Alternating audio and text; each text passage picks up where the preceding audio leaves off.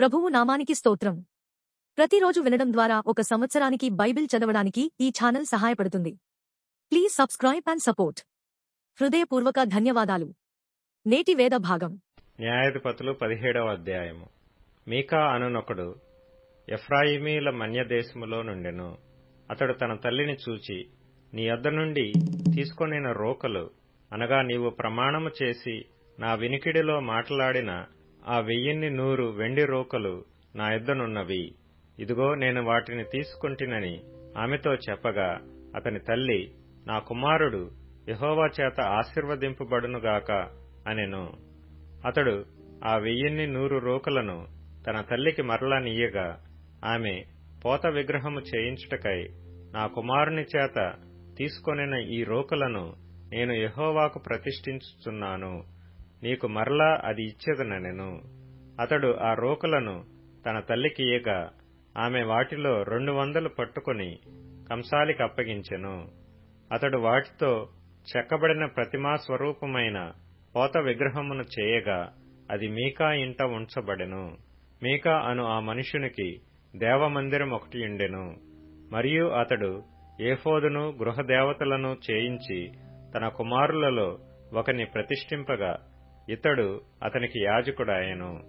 ఆ దినములలో ఇశ్రాయేలీలకు రాజు లేడు. ప్రతివాడును తన తన ఇష్టానుసారముగా ప్రవర్తించుచూ వచ్చెను. యూదా బెత్లెహేములో నుండి వచ్చిన యూదా వంశస్థుడైన ఒక యవనుడుండెను. అతడు లేవీయుడు. అతడు అక్కడ నివసించెను. ఆ మనుష్యుడు తనకు స్థలము దొరికిన చోట నివసింపవలెనని యూదా బెత్లెహేము నుండి బయలుదేరి ప్రయాణము చేయుచు ఎఫ్రాయిమీల మన్యదేశముననున్న మీకా ఇంటికి వచ్చెను. మీకా, నీవు ఎక్కడ నుండి వచ్చితివని అతని నడుగగా, అతడు, నేను యూదా బెత్లెహేము నుండి వచ్చిన లేవీయుడను, నాకు దొరకగల చోట నివసించుటకు పోవుచున్నానని అతనితో అనెను. మీకా, నా యొద్ద నివసించి నాకు తండ్రివిగాను యాజకుడువుగాను ఉండుము. నేను సంవత్సరమునకు నీకు 10 వెండి రోకలను, 1 దుస్తు బట్టలను, ఆహారమును ఇచ్చెదనని చెప్పగా, ఆ లేవీయుడు ఒప్పుకొని ఆ మనుషుని యొద్ద నివసించుటకు సమ్మతించెను. ఆ యవనుడు అతని కుమారులలో ఒకని వలె నుండెను. మీకా ఆ లేవీయుని ప్రతిష్ఠింపగా, అతడు మీకాకు యాజకుడై అతని ఇంట నుండెను. అంతట మీకా, లేవీయుడు నాకు యాజకుడైనందున యెహోవా నాకు మేలు చేయునని ఇప్పుడు నాకు తెలియను అనెను. న్యాయాధిపతులు 18వ అధ్యాయము. ఆ దినములలో ఇశ్రాయేలీలకు రాజు లేడు. మరియు ఇశ్రాయేలీల గోత్రములలో ఆ దినము వరకు దానీయులు స్వాస్థ్యము పొంది ఉండలేదు. గనుక ఆ కాలమున తాము నివసించుటకు తమకు స్వాస్థ్యము వెదుకుకొనుటకై వారు బయలుదేరియుండిరి.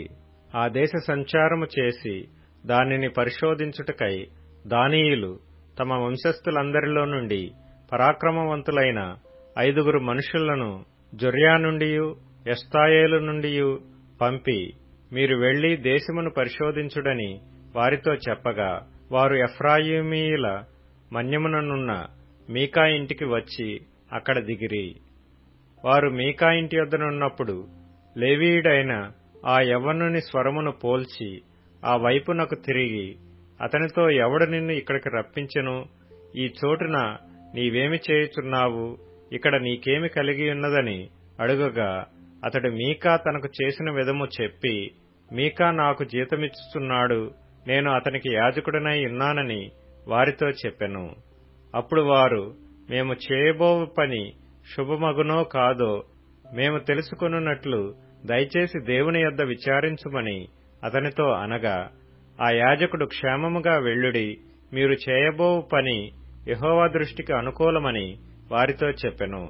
కాబట్టి ఆ 5 మనుషులు వెళ్లి లాయిషునకు వచ్చి, దానిలోని జనము సీదోనీయుల వలె సుఖముగాను నిర్భయముగాను నివసించుటయు, అధికార బలము పొందిన వాడెవడనూ లేకపోవుటయు, ఏమాత్రమైనను అవమానపరచగలవాడెవడనూ ఆ దేశములో లేకపోవుటయు, వారు సీదోనీయులకు దూరస్థులై ఏ మనుషులతోనూ సాంగత్యము లేకుండుటయు చూచిరి. వారు జొర్యాలోను ఎష్తాయేలులోను ఉండు తమ స్వజనుల యొద్దకు రాగా, వారు మీ తాత్పర్యమేమిటని అడిగిరి. అందుకు వారు, లెండి, వారి మీద పడుదము. ఆ దేశమును మేము చూచితిమి, అది బహు మంచిది. మీరు ఊరకనున్నారేమి? ఆలస్యము చేయక బయలుదేరి ప్రవేశించి ఆ దేశమును స్వాధీనపరుచుకొనుడి. జనులు నిర్భయముగానున్నారు గనుక మీరు పోయి వారి మీద పడవచ్చును. ఆ దేశము నలుదిక్కుల విశాలమైనది.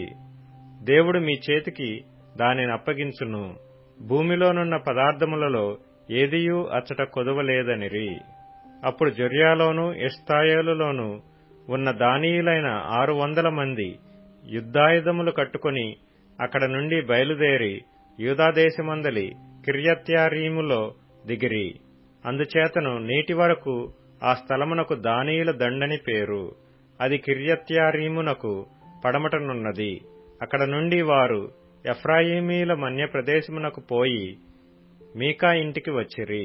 కాబట్టి లాయిషు దేశమును సంచరించుటకు పోయిన ఆ 5 మనుషులు తమ సహోదరులను చూచి, ఈ ఇండ్లలో ఏఫోదును, గృహ దేవతలను, చెక్కబడిన ప్రతిమయు, పోత విగ్రహమును ఉన్నవని మీరెరుగుదురా? మీరేమి చేయవలనో దాని యోచన చేయుడనగా, వారు ఆ తట్టు తిరిగి లేవీయుడైన ఆ యవనుడున్న మీకా ఇంటికి వచ్చి అతని కుశల ప్రశ్నలడిగిరి.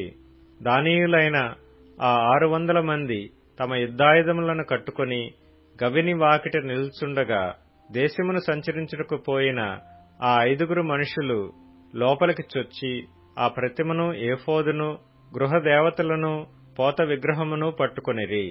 అప్పుడు ఆ యాజకుడు యుద్ధాయుధములు కట్టుకొనిన ఆ 600 మంది మనుషులతో కూడా గవిని ఎదుట వాకిట నిలిచియుండెను.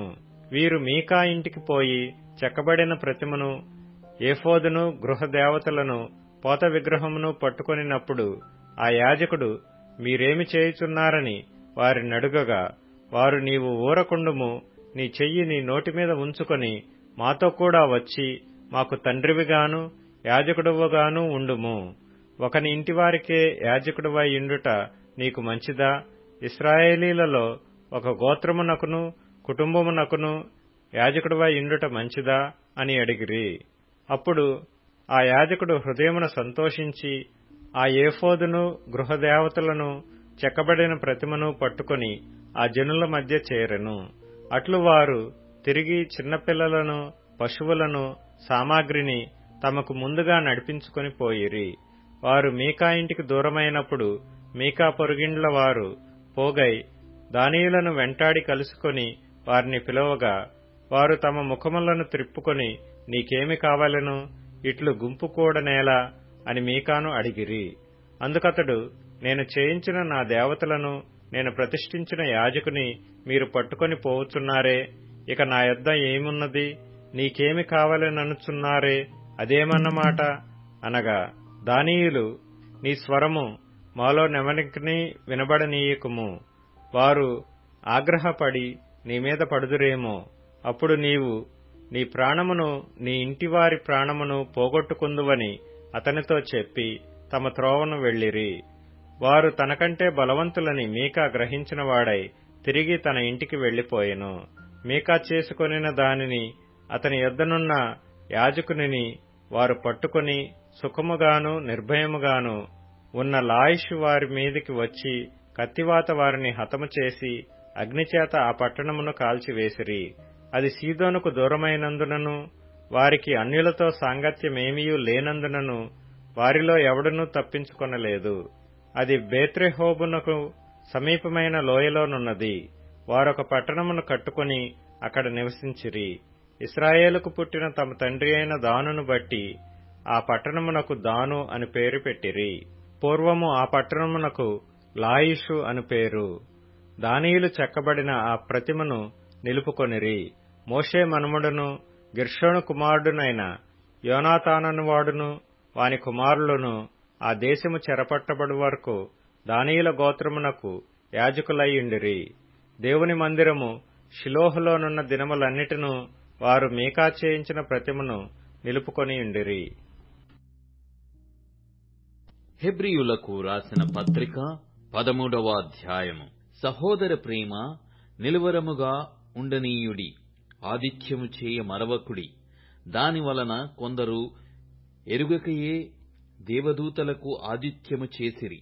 మీరును వారితో కూడా బంధింపబడినట్టు బంధకములో నున్న వారిని జ్ఞాపకము చేసుకొనుడి. మీరును శరీరముతో ఉన్నారు కనుక కష్టములననుభవించుచున్న వారిని జ్ఞాపకము చేసుకొనుడి. వివాహము అన్ని విషయములలో ఘనమైనదిగాను పానుపు నిష్కలమైనదిగాను ఉండవలెను. వేశ్యాసంగులకును వ్యభిచారులకును దేవుడు తీర్పు తీర్చును. ధనాపేక్ష లేనివారై మీకు కలిగిన వాటితో తృప్తి పొందియుండుడి.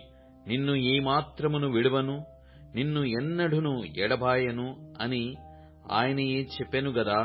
కాబట్టి ప్రభువు నాకు సహాయుడు, నేను భయపడను, నరమాత్రుడు నాకేమి చేయగలడు అని మంచి ధైర్యముతో చెప్పగలవారమైయున్నాము. మీకు దేవుని వాక్యము బోధించి మీ పైని నాయకులుగా ఉన్నవారిని జ్ఞాపకము చేసుకుని వారి ప్రవర్తన ఫలమును శ్రద్ధగా తలంచుకొనుచు వారి విశ్వాసమును అనుసరించుడి. యేసుక్రీస్తు నిన్న నేడు ఒక్కటే రీతిగా ఉన్నాడు. అవును, యుగయుగములకును ఒక్కటే రీతిగా ఉండును. నానా విధములైన అన్య బోధల చేత త్రిప్పబడకుడి. భోజన పదార్థములను బట్టి కాక కృపను బట్టియే హృదయము స్థిరపరచుకొనుట మంచిది. భోజనములను బట్టి ప్రవర్తించిన వారికి ఏమీయు ప్రయోజనము కలగలేదు. మనకొక బలిపీఠమున్నది, దాని సంబంధమైన వాటిని తినుటకు గుడారములో సేవ చేయువారికి అధికారము లేదు. వేటి రక్తము పాప పరిహారార్థముగా పరిశుద్ధ స్థలములోనికి ప్రధాన యాజకుని చేత తేబడునో ఆ జంతువుల కళేబరములు శిబిరమునకు వెలుపట దహింపబడును. కావున యేసు కూడా తన స్వరక్తము చేత ప్రజలను పరిశుద్ధపరచుటకై గవిని వెలుపట శ్రమ పొందెను.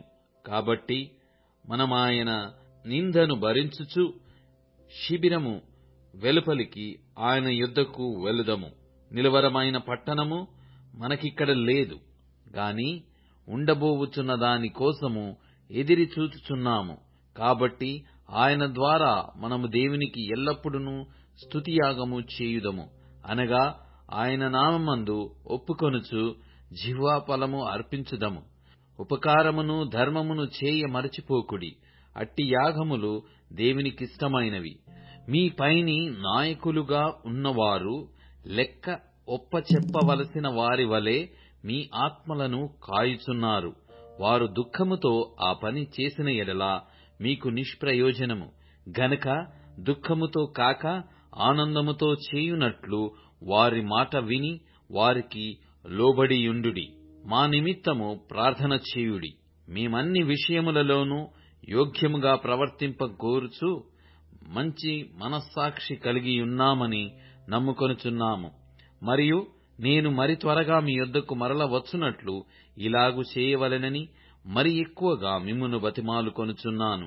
గొర్రెల గొప్ప కాపరి అయిన యేసు అను మన ప్రభువును నిత్యమైన నిబంధన సంబంధమగు రక్తమును బట్టి మృతులలో నుండి లేపిన సమాధానకర్తయగు దేవుడు యేసుక్రీస్తు ద్వారా తన దృష్టికి అనుకూలమైన దానిని మనలో జరిగించుచు ప్రతి మంచి విషయములోనూ తన చిత్త ప్రకారము చేయుటకు మిమ్మును సిద్ధపరచును గాక. యేసుక్రీస్తుకు యుగయుగములకు మహిమ కలుగునుగాక. ఆమేన్. సహోదరులారా, మీకు సంక్షేపముగా వ్రాసియున్నాను గనుక ఈ హెచ్చరిక మాటను సహించుడని మిమ్మును వేడుకొనుచున్నాను. మన సహోదరుడైన తిమోతికి విడుదల కలిగినదని తెలుసుకొనుడి. అతడు శీఘ్రముగా వచ్చిన ఎడల అతనితో కూడా వచ్చి మిమ్మును చూచెదను. మా పైని నాయకులైన వారికందరికిని పరిశుద్ధులకందరికిని నా వందనములు చెప్పుడి. ఇటలీ వారు మీకు వందనములు చెప్పుచున్నారు. కృప మీ అందరికీ తోడైయుండునుగాక. ఆమేన్.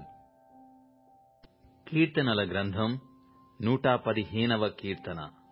మాకు కాదు యెహోవా, మాకు కాదు, నీ కృపా సత్యములను బట్టి నీ నామమునకే మహిమ కలుగునుగాక. వారి దేవుడేడని అన్యజనులెందుకు చెప్పుకొందురు?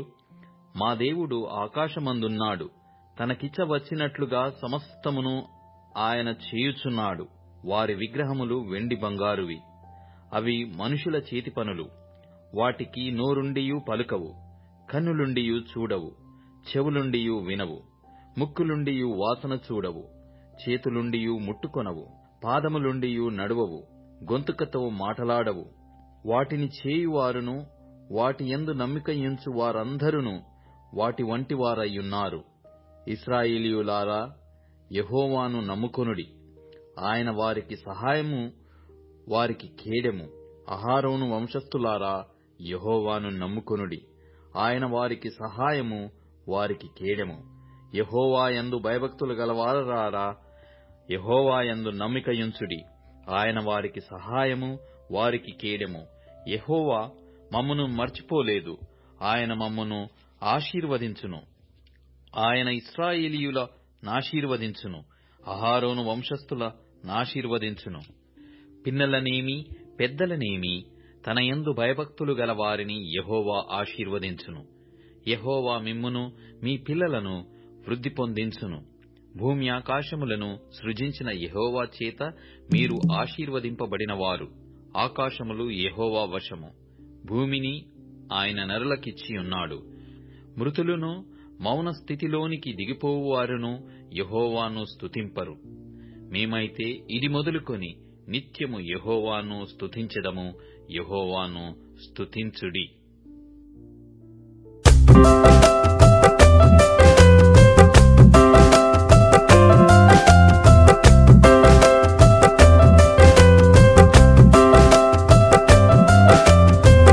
రారండి ప్రియులారా, స్తోత్రగానము చేయ. రారండి ప్రియులారా, స్తోత్రగానము చేయ. ప్రభు యేసు కార్యములు ప్రకటన చేయుచును. ప్రభు యేసు కార్యములు ప్రకటన చేయుచును.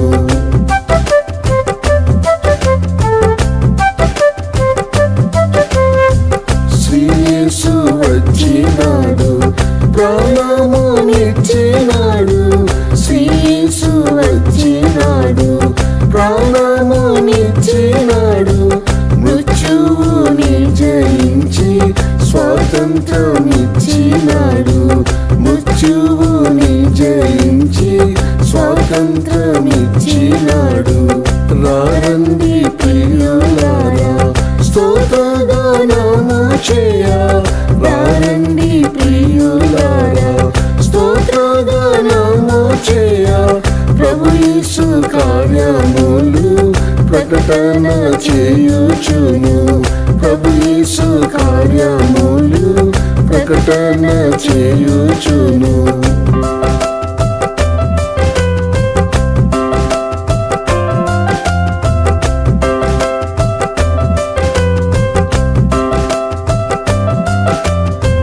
పాపరోగము నుండి, ఇరుకు శోధన నుండి, పాపరోగము నుండి, ఇరుకు శోధన నుండి, లోకమోహము నుండి విడినది నీవే.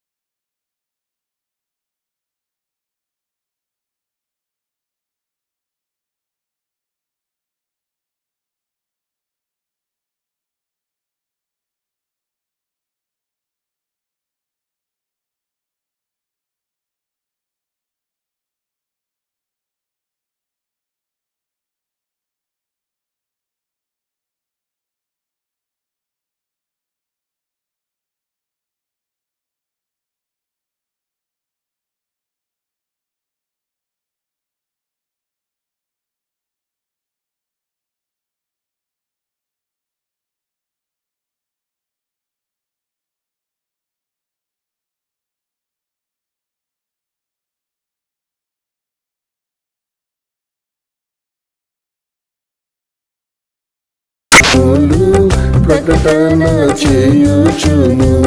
ప్రభు యేసు కార్యములు ప్రకటన చేయుచును.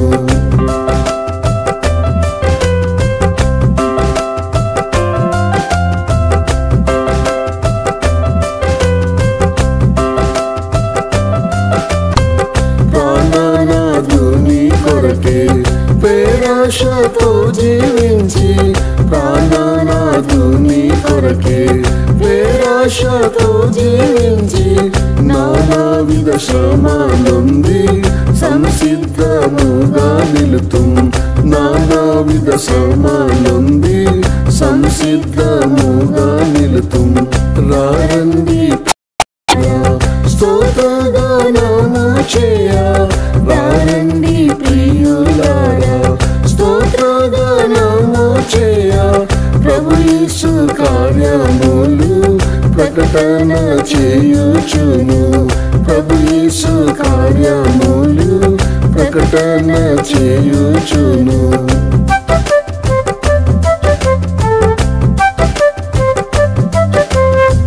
స్తోత్రము తండ్రి దేవా కుమార శుద్ధాత్మలకు, స్తోత్రము తండ్రి దేవా కుమార శుద్ధాత్మలకు. ఘన మహిమా స్తుతులు చెల్లింతుము ఆమేన్. ఘన మహిమా స్తుతులు చెల్లింతుము ఆమేన్. రారండి ప్రియులారా స్తోత్రగానము చేయ, రారండి ప్రియులారా స్తోత్రగానము చేయ. ప్రభు యేసు కార్యములు ప్రకటన చేయుచును. ప్రభు యేసు కార్యములు ప్రకటన చేయుచును.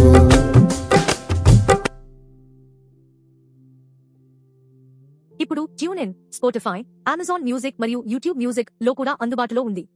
Please follow us.